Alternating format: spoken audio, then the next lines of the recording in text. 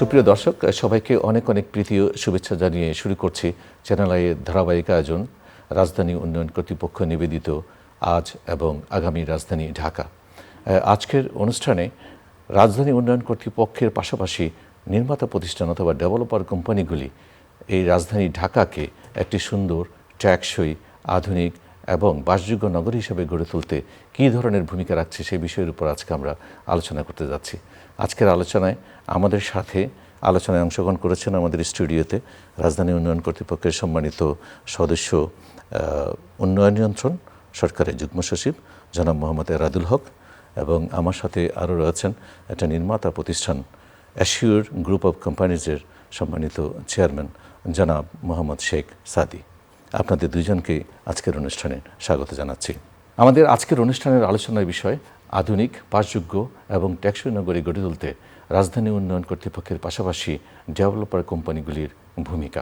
দর্শক, আলোচনার পূর্বে আমরা দেখে নিই অ্যাশিওর গ্রুপের কার্যক্রমের উপর একটি বিশেষ প্রতিবেদন।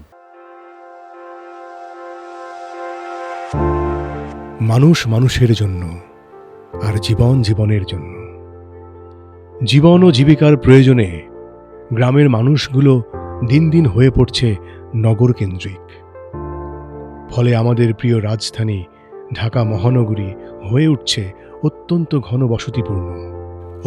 ঘনবসতিপূর্ণ এই রাজধানীতে বহুবিধ সমস্যার মধ্যে অপরিকল্পিত নগরায়ন এবং অতিমাত্রায় জনসংখ্যার কারণ অন্যতম একটি সংকট হচ্ছে আবাসন সংকট। একটি আধুনিক, বসবাসযোগ্য, নিরাপদ ও টেকসই রাজধানী গড়ে তুলতে হলে নগরবাসীকে পরিকল্পিত আবাসন ব্যবস্থা নিশ্চিত করা রাজধানী উন্নয়ন কর্তৃপক্ষের অনেকটাই দায়িত্ব রয়েছে।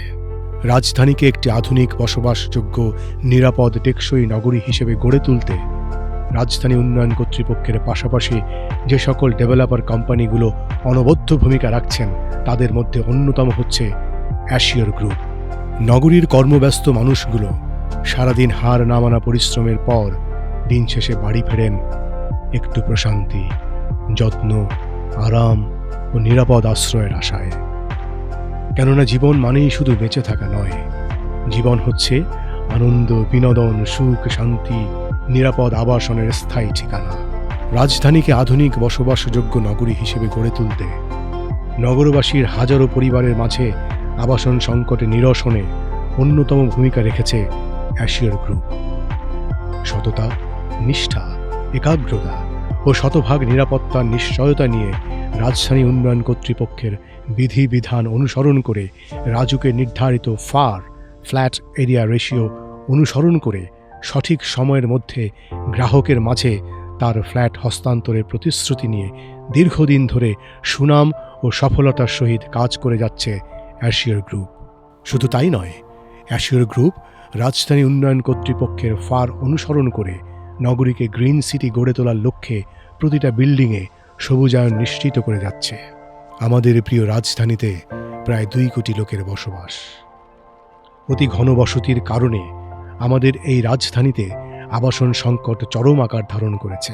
রাজধানীর আবাসন সংকটে নিরসনের জন্য মধ্যবিত্ত, উচ্চবিত্ত সকল শ্রেণীর পেশা মানুষের আবাসন সংকটে নিরসনের জন্য অ্যাশিওর গ্রুপ পরিকল্পিতভাবে রাজধানী উন্নয়ন কর্তৃপক্ষের অনুমোদিত ফ্ল্যাট বা ভবন নির্মাণ করে যাচ্ছে, যা কিনা একটি আধুনিক শহর বিনির্মাণে ডেভেলপমেন্ট শিল্পে দৃষ্টান্ত স্থাপন করে যাচ্ছে।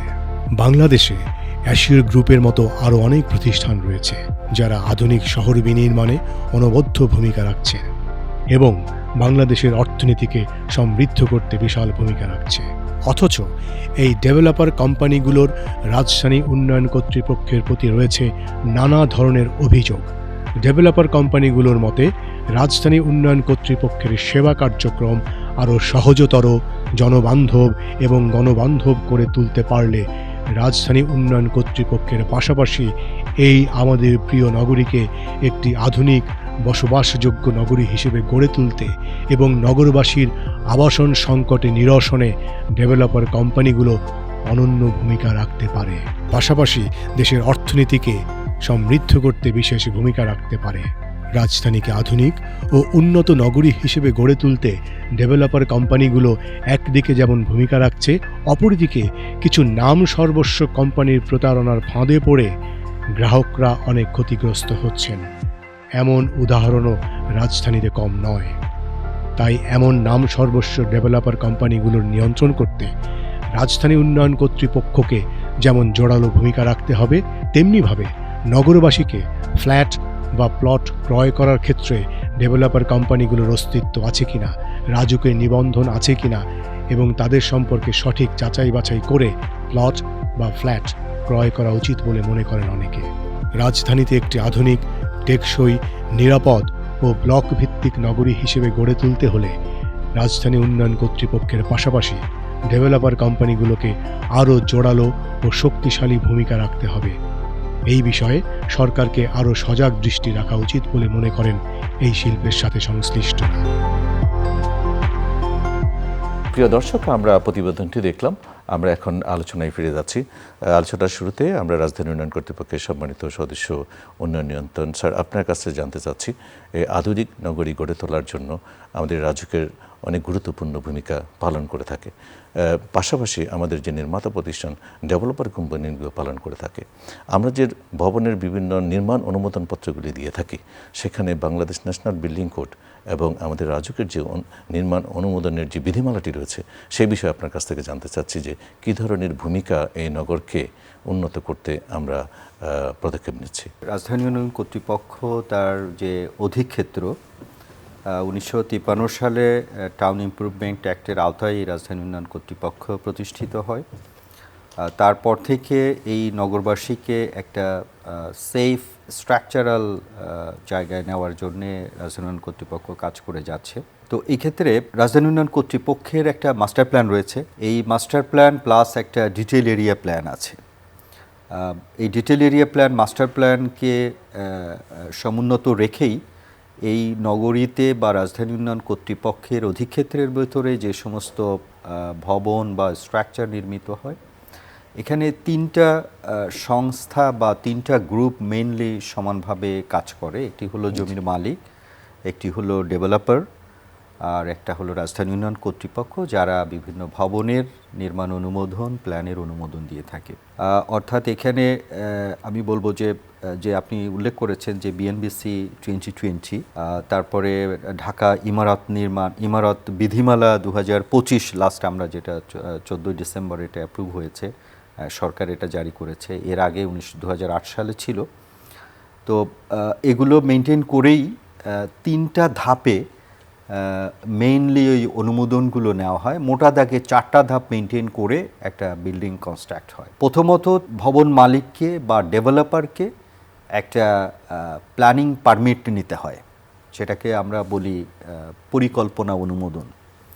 এইটা পাওয়ার পরে এটা একটা টেনিউর থাকে, 2 বছর সময়ের মধ্যে তার এই বিল্ডিংটার কাজ শুরু করতে হয়, প্লিন্থ লেভেল পর্যন্ত কাজ সম্পন্ন করতে হয়। এরপরে তাকে নিতে হয় পরিকল্পনা অনুমোদন পাওয়ার পরে তাকে নিতে হয় নির্মাণ অনুমোদন। তো নির্মাণ অনুমোদনটা দেওয়ার সময় কর্তৃপক্ষ তার এই বিধিবিধানগুলো কমপ্লাই করে, detail area plan, master plan, অন্যান্য বিএনবিসি এগুলো কমপ্লাই করে তাকে একটা প্ল্যান অ্যাপ্রুভ করে দেয়। এর পরের ধাপে থাকে মানে কনস্ট্রাকশন সুপারভিশন, অর্থাৎ এই প্ল্যানকে সমুন্নত রেখে এই প্ল্যান অনুযায়ী যাতে বিল্ডিংটা কনস্ট্রাক্ট হয় সেটা সুপারভিশনের আওতায় আসে। সর্বশেষ যখন এই প্ল্যান অনুযায়ী আপনার ভবনটা হয়ে গেল, তখন ওই গ্রাহককে বা ওই সেবাগ্রহীতাকে বা ডেভেলপার বা ভবন মালিক তাকে একটা অকুপেন্সি সার্টিফিকেট দেওয়া হয় যে হ্যাঁ, আপনি যথাযথভাবে করেছেন, এটা আপনার ব্যবহার উপযোগী হয়েছে, ব্যবহারের সনদ বা বসবাসের সনদ। এই ক্ষেত্রে আপনি যেটি বলেছেন যে রাজধানী উন্নয়ন কর্তৃপক্ষ কি ধরনের পদ্ধতিতে করে, আসলে প্রসিডিউরাল ম্যাটারগুলো এই। তবে স্যার, আমরা আপনার কাছে আমরা জানতে চাই যে নির্মাতা প্রতিষ্ঠান অথবা ডেভেলপার কোম্পানি হিসাবে উন্নত নগর গঠনে, পরিকল্পিত নগর গঠনে আপনাদের ভূমিকা কী? ঢাকা শহরে যত রকম বিল্ডিংয়ের ডেভেলপমেন্ট রাজুকের নিয়ন্ত্রণাধীন, রাজুকের পারমিশন নিয়েই এগুলো করতে হয়।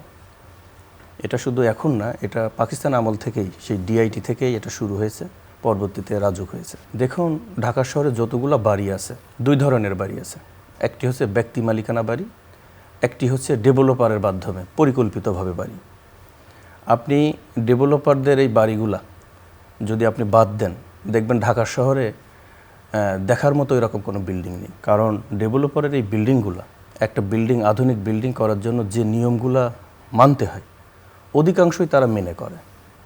মানাটা কিভাবে আসে? প্রথমেই তো রাজুকের নিয়ম অনুযায়ী তাদেরকে ড্রয়িং করতে হয়, প্ল্যান পাস করতে হয়, তারপরে অকুপেন্সি নিতে হয়, বসবাসের জন্য আরেকটি সার্টিফিকেট নিতে হয়, দেন তারপরে এটাকে বাসযোগ্য করতে হয়। আমার এই প্রতিষ্ঠানটা অনেক দিন ধরে এই রাজধানীর বুকে আবাসন ব্যবসায় একটা ভালো অবদান রেখে আছে। কিন্তু প্রবলেমটা হচ্ছে যে বর্তমান যে যুগ, এই যুগের সাথে আমরা কাজ করে মজা পাচ্ছি না। কেন পাচ্ছি না? রাজুকের মতো এত সুন্দর একটি প্রতিষ্ঠান থাকা সত্ত্বেও যে সেবাগুলো আমাদের দরকার আমরা টাইমলি প্রপার ওয়েতে পাচ্ছি না। রাজুক ঢাকা শহরের হেড অফিস ছাড়াও আরও অনেকগুলো শাখা অফিস আছে। তো প্রত্যেকটা ব্যক্তি বা প্রত্যেকটা প্রতিষ্ঠানের কিন্তু একটা ধারণ ক্ষমতা আছে। সে ধরেন উত্তরাজ্য অফিসটা, আপনি অফিসে যে দেখবেন অফিস টাইমে মানে মানুষ সেখানে মানে দাঁড়ানোর জায়গা পর্যন্ত নেই, এত চাপ। এই অফিসে যে এলাকা, এই এলাকার সার্ভিস দেওয়ার জন্য যে পরিমাণ রাজুকের দক্ষ জনবল দরকার, এই এলাকাতে যদি 5 লক্ষ লোক বাস করে, এই 5 লক্ষ লোকের সেবা দেওয়ার জন্য মিনিমাম হয়তো 500 অফিসারের দরকার বা কর্মকর্তা কর্মচারীর দরকার, আছে মাত্র 50 জন। তাহলে আমি যত নিয়ম কানুনই করি আমি কিন্তু এই সার্ভিসটা পাবো না। আরেকটি ব্যাপার, আমরা কাজ করতে যেটা দেখছি, আপনাকে একই কাজের জন্য আপনার অনুমতি লাগে, আপনার সুপারভিশন লাগে, শেষে আপনার ডেলিভারি অপারেশন একই ব্যক্তি যদি করে তাহলে কি হয়, এখানে ভুল হওয়ার সম্ভাবনাটা বেশি হয়ে যায়। আপনার চেকিং পদ্ধতিটা থাকে না। দেখেন, আমরা যখন একটা বিল্ডিংয়ের প্ল্যান পাস করার জন্য প্রথমে রাজুকে যাই, প্রথমে একটা ছাড়পত্র দেয়, সেটা কিন্তু অথরাইজ অফিসার বা ইন্সপেক্টরের মাধ্যমে হয়। যখন রাজুকের প্ল্যানটা পাস হচ্ছে তো অথরাইজ অফিসারই করতেছে। আবার বিল্ডিংটা যখন রেডি হয়ে যাচ্ছে এটার অকুপেন্সিও কিন্তু অথরাইজ অফিসারই দিচ্ছে। তাহলে কি হচ্ছে, আমি প্রথমত হচ্ছে যে রাজুকের নিয়ম মেনে আমি প্ল্যান পাস করলাম, কিন্তু যে প্ল্যান পাস করলেন অথরাইজ অফিসার, তার সাথে যদি আমি একটু আতাত করে আমি যদি এর ডেভিয়েশন করি বা নিয়মের ব্যত্যয় করি তাহলে কিন্তু অনেক ক্ষেত্রে আমি ছাড় পাওয়ার সম্ভাবনা হয়। যে অথরাইজের মাধ্যমে প্ল্যানটা পাস হচ্ছে, আমার মনে হয় বিল্ডিং করার সময় সুপারভিশনের আরেকটা উইংস আসার দরকার। তারপরে যখন বিল্ডিংটা হয়ে যাচ্ছে তখন অকুপেন্সির জন্য, ছাড়পত্রের জন্য আরেকটা উইংস আসা দরকার। তাহলে আমরা যারা ডেভেলপার বা যারা ঢাকার রাজুকের আন্ডারে বাড়ি করে, তাহলে তাদের একটা ভয় থাকে রাজুকের এই ডিজাইনের যেন ব্যত্যয় না ঘটে, কারণ একই ব্যক্তির হাতে এই সার্টিফিকেটগুলো বা অপারেশনটা থাকে না।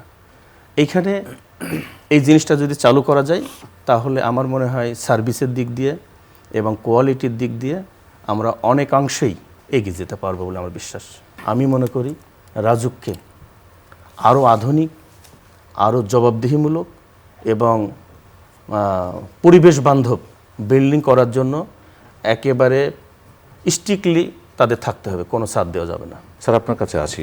জনাব শেখ সাদী যে কথাগুলো বলছেন, যে আমরা প্রতিনিয়ত দেখতে পাই যে ভবনের অবৈধ অংশ ভাঙার জন্য অথবা অপসারণের জন্য আমরা মোবাইল কোডগুলি পরিচালনা করছি, অথবা অনুমোদিত নকশার ব্যত্যয় করে অনুমোদিত ভবন যেগুলি রয়েছে সেগুলোর ব্যাপারে আমরা কঠোর পদক্ষেপ গ্রহণ করেছি। এতে সাধারণ জনগণ কি সুফল পাচ্ছে? আমি আপনার এই প্রশ্নে আসার আগে আমার সহ আলোচকের যে আলোচনা করলেন তার প্রেক্ষিতে কিছু বলতে চাই। দেখেন, উনি বলেছেন যে আমাদের দক্ষ জনবলের অভাব রয়েছে। তো আমি মনে করি দক্ষতা শুধু জনবল দিয়ে না, আমরা কিন্তু, আপনি নিশ্চয়ই জানেন যে আমরা ইলেকট্রনিক পারমিটিং সিস্টেমে, ডিজিটাল প্ল্যাটফর্মে এখন সমস্ত ধরনের সেবা রাজধানী উন্নয়ন কর্তৃপক্ষের তরফ থেকে দেওয়া হচ্ছে। আমি একটু প্রসিডিউরালি একটু ব্রিফ করতে চাই এখানে, কারণ হচ্ছে নগরবাসীরও এটা জানা দরকার। 2025 সনের 14 ডিসেম্বর যে গেজেটটি পাবলিশড হয়েছে গৃহায়ণ ও গণপূর্ত মন্ত্রণালয়ের থেকে, ঢাকা মহানগর ইমারত বিধিমালা 2025, এখানে বেশ কিছু নতুন ফিচার আমাদের সামনে এসছে যেটা কমপ্লাই করার জন্যে খুব একটা জনবলের প্রয়োজন নাই। পাশাপাশি বিএনবিসি অনুযায়ী এটা হয়েছে কিনা, আপনি যখন একটা ভবন করবেন নির্মাণ অনুমোদনের জন্য আপনি আবেদন সাবমিট করলেন, তখন আপনার এই নকশাটা কে তৈরি করেছে তার সংশ্লিষ্ট পেশাজীবী সংগঠনের সাথে তার আইডি এবং তার এনরোলমেন্ট সহ তার নাম, অ্যাড্রেস ইত্যাদি তার ডেসক্রিপশন এখানে দিতে হচ্ছে, সাবমিট করতে হচ্ছে। আপনার ডিউরিং কনস্ট্রাকশন আপনার পক্ষে, আপনার ডেভেলপার বা আপনার পক্ষে পেশাজীবী হিসেবে কে এটা সুপারভাইজ করবে সেই তথ্যও আমরা নিচ্ছি। তো নির্মাণ অনুমোদন পাওয়ার পরে mainly focused on construction supervision, যেটি আমার সহ আলোচক বলেছেন। তো এইখানে হচ্ছে কি যে ধরেন আপনি যখন কাজ শুরু করবেন, আমার বিধিমালা বলছে যে অ্যাটলিস্ট 15 দিন আগে আপনি রাজধানী উন্নয়ন কর্তৃপক্ষকে জানাবেন যে আগামী এত তারিখে আমি কাজটি শুরু করতে চাই। জানানোর পরে আমার ইন্সপেক্টর বা আমার সংশ্লিষ্ট কর্মকর্তা ওই ডেটে আপনার ওখানে চলে যাবে, আপনি তার সামনে কাজটা শুরু করবেন। শুরু করার পরে আপনার ইঞ্জিনিয়াররাও থাকবে, আপনার প্রকৌশলীরাও থাকবে। এরপরে আপনার কাজ শুরু হলো। প্লিন্থ লেভেল পর্যন্ত কমপ্লিট করার পরে আপনার সংশ্লিষ্ট পেশাজীবী আবার ওই সিস্টেমে জানাবে যে আমার প্লিন্থ লেভেল পর্যন্ত আমার কমপ্লিট হয়েছে, সো আপনারা আরেকটা ইন্সপেকশন করে আমাকে একটা রিপোর্ট দেন। তারা যে রিপোর্টটা দিবে সেটার ফিডব্যাক দেওয়ার জন্যে আমার কর্মকর্তারা পুনরায় সরেজমিনে যাবেন।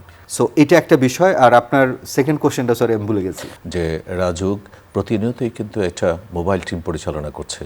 যে সমস্ত অবৈধ ভবনগুলি রয়েছে, অনুমোদনবিহীন যে সমস্ত স্থাপনাগুলি রয়েছে অথবা ব্যর্থ রয়েছে, সেগুলোর প্রতিনিয়ত কিন্তু আমরা অপসারণের কার্যক্রমগুলি মোবাইল কোর্টের মাধ্যমে পরিচালনা করছি। সাধারণ জনগণ এতে কী ধরনের সুফল পাচ্ছে?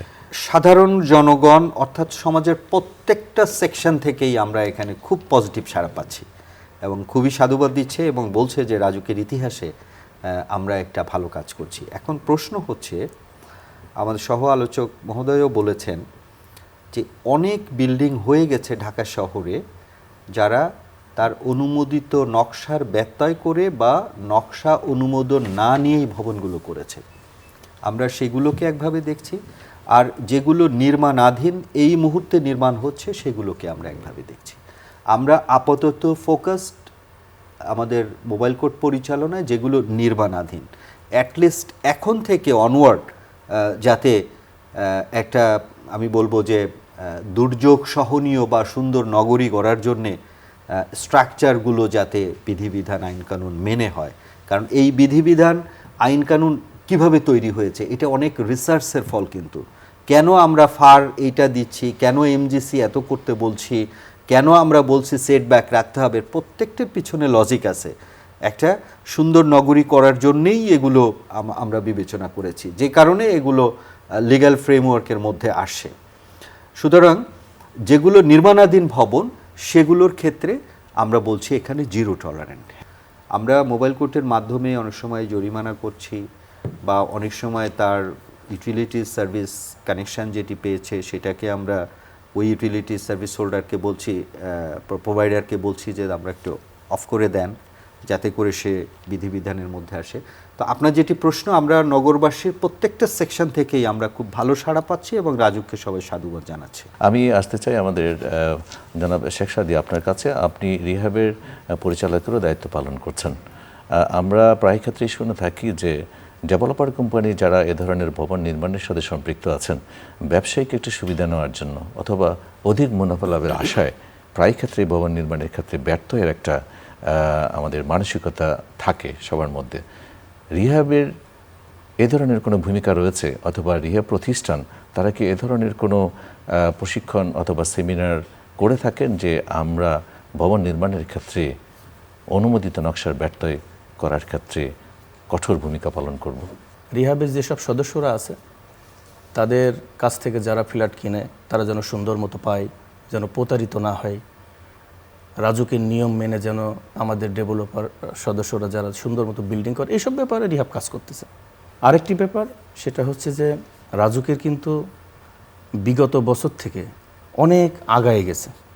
রাজুকের নিয়মও কিন্তু আগের থেকেই আছে, কিন্তু এটা বাস্তবায়নটাকে আরও পরিকল্পিত এবং বাস্তবায়ন যেন হয় সে ব্যাপারে রাজুককে আরও সতর্ক হতে হবে। কেননা দেখুন, ভাই বলল একটা বিল্ডিংয়ের প্ল্যান পাস থেকে শুরু করে কাজ শেষ হওয়া পর্যন্ত বিভিন্ন স্টেপ তাদের তদারকি করে, এগুলো আমরাও মানি। কিন্তু আমরা যে মানি, আমরা বিল্ডিংটা যখন অনেকেরই শেষ হয়ে যাচ্ছে, কেন ডেভিয়েশনটা তাহলে হচ্ছে?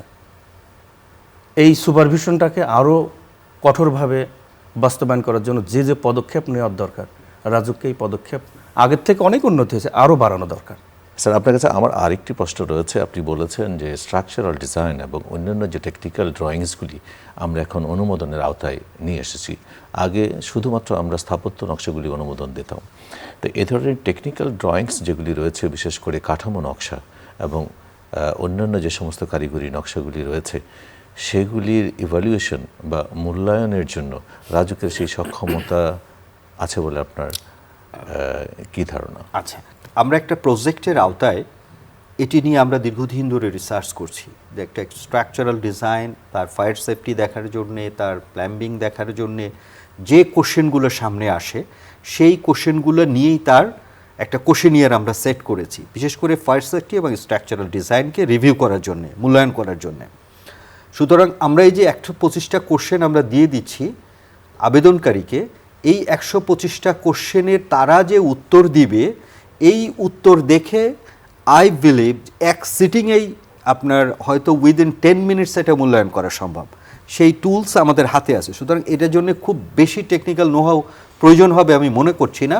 টেকনিক্যাল নোহাউ যেটা প্রয়োজন ছিল সেটা আমরা প্রকল্পের আওতায় করেই সেটার আউটপুট আকারে এটা আমাদের হাতে এসছে। সুতরাং এটা যদি আমরা ইনবিল্ট আমাদের সিস্টেমের সাথে ইনকর্পোরেট করি, তাহলে এটা রিভিউ করার জন্যে আমি মনে করি না যে খুব বেশি এক্সপার্টেরও প্রয়োজন হবে এবং খুব বেশি জনবলেরও প্রয়োজন হবে। সিস্টেম উইল টেল যে এটা স্ট্রাকচারাল ঠিক আছে অর নাই। আমি ক্লিয়ার? ধন্যবাদ স্যার। আমি একই সাথে জনাব সাদি আপনাকে প্রশ্ন করতে চাই, যেহেতু দীর্ঘদিন যাবৎ আপনি ডেভেলপার কোম্পানির সাথে সম্পৃক্ত রয়েছেন। আগে শুধুমাত্র আপনারা স্থাপত্য নকশার ভিত্তিতেই কিন্তু ভবনের নির্মাণ কাজ আপনারা শুরু করতেন। এখন নতুন নিয়মে কারিগরি নকশাও কিন্তু আপনাকে রাজুক থেকে অনুমোদন নিতে হবে। এই বিষয়টি রিহাবের পক্ষ থেকে আপনাদের কি ভূমিকা রয়েছে? এটা যখন শুরু হলো তখনই আমাদের রিহাবের পক্ষ থেকে আমরা অভিনন্দন জানিয়েছি। কারণ একটি নকশা অনুমোদনের পরে বিল্ডিংটা কিভাবে নির্মাণ করা হবে, অনেক সময় নিয়মের ব্যত্যয় ঘটেছে। রাজুক যে নিয়মটা করেছে, এটা একটি আধুনিক বিল্ডিং করার ক্ষেত্রে আমি মনে করি এটা একটা দায়বদ্ধতা হিসাবে কাজ করছে। এটা খুবই পজিটিভ। আমি আগেও বললাম, রাজুক মূল বডি, আমরা হচ্ছে রাজুককে সহযোগী হিসাবে কাজ করি। আজকে দেখেন আমরা এখানে বসে আছি, আপনার রাজুক থেকেই এই রকম একটা অনুষ্ঠানের আয়োজন করা হয়েছে। আমরা বিগত দিনে কিন্তু এটা দেখিনি। তার মানে কি, রাজুক কিন্তু চাচ্ছে ভালো কিছু করা, আর আমরাও চাচ্ছি রাজুক শক্তিশালী হোক, আমরা ব্যবসার পরিবেশ পাবো, সুস্থ ধারা, সুন্দর ধারার আমরা ব্যবসা করব। একটি বিষয় আমি একটু এডিশনালি আলোচনা করি এখানে, সেটি হলো এটা জানা দরকার, আমাদের 2010 সালের একটা আইন রয়েছে, রিয়েল এস্টেট উন্নয়ন ও ব্যবস্থাপনা আইন। এই আইনের আওতায় আপনার একটি বিধিমালা আছে 2011 সালে। এই বিধিমালার আওতায় একজন রিয়েল এস্টেট ডেভেলপারকে রাজুকের সাথে নিবন্ধিত হতে হয় এবং এই নিবন্ধন কিন্তু শর্ত সাপেক্ষ। প্রথম ওই আইনে বলা হয়েছে যে এই নিবন্ধন পাওয়ার পরও এটা আপনাকে কোনো নিশ্চয়তা দেয় না যে এই নিবন্ধন দিয়েই আপনি একটা বিল্ডিংয়ের কনস্ট্রাকশন শুরু করবেন না। তার মানে আপনি একটা কনস্ট্রাকশন করার জন্য আপনার উপযোগিতা প্রমাণ করলেন। আপনাকে বলা হয়েছে এই নিবন্ধন আমি আপনাকে দিচ্ছি, বাট আপনাকে এই 7টা শর্ত মানতে হবে। এই শর্তগুলোর মধ্যে বিএনবিসি, এই শর্তগুলোর মধ্যে আপনার যত ধরনের আইন কানুন বিধিবিধান আছে, পরিকল্পনা অনুমোদন, নির্মাণ অনুমোদন, এই সমস্ত বিষয়ের রিলেটেড লগুলো আপনাকে কমপ্লাই করে একটা ভবনকে নির্মাণ করতে হবে, অকুপেন্সি নিতে হবে এবং এই নিবন্ধনের বয়স থাকবে 5 ইয়ার্স। আপনি যদি মনে করেন যে 6 বছরে আপনি যে এই কাজ আবার করবেন, তাহলে আপনাকে নবায়ন করতে হবে। তো আমরা যেটা রিসেন্ট দেখেছি, আমরা এরকম সিদ্ধান্ত নিয়েছি, এরকম আমাদের কাছে কিছু নবায়নের আবেদন আসছিল, সেগুলোকে আমরা এখন মূল্যায়নের জন্য আমরা বিবেচনায় রেখেছি। প্রিয় দর্শক, রাজধানীর ঢাকা নগরীকে বাসযোগ্য, টেকসই এবং নিরাপদ করে গড়ে তুলতে রাজধানী উন্নয়ন কর্তৃপক্ষের পাশাপাশি নির্মাতা প্রতিষ্ঠান তথা ডেভেলপার কোম্পানিরও ভূমিকা রয়েছে এবং একই সাথে এই নগরবাসীর প্রতিও প্রত্যাশা রয়েছে। তাদের আন্তরিক প্রচেষ্টায় গড়ে উঠবে আমাদের এই প্রাণীর সুন্দর নগরী। এই প্রত্যাশা রেখে আজকে এখানেই শেষ করছি। দেখা হবে আগামী পর্বে, একই সময়ে একই দিনে। আল্লাহ হাফিজ।